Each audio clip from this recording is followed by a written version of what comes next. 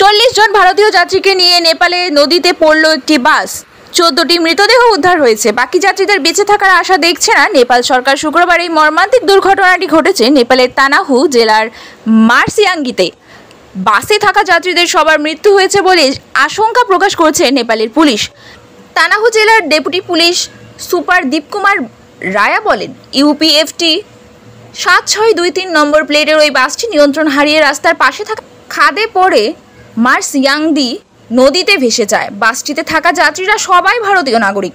প্রাথমিকভাবে আশঙ্কা করা হচ্ছে এই দুর্ঘটনার ফলে বাসে থাকা প্রত্যেক যাত্রীর মৃত্যু হয়েছে। তবে এখনো পর্যন্ত এই বিষয়ে বিস্তারিত কিছু বলা সম্ভব হচ্ছে না। বাসটি নেপালের পোখরা থেকে কাঠমান্ডু যাচ্ছিল।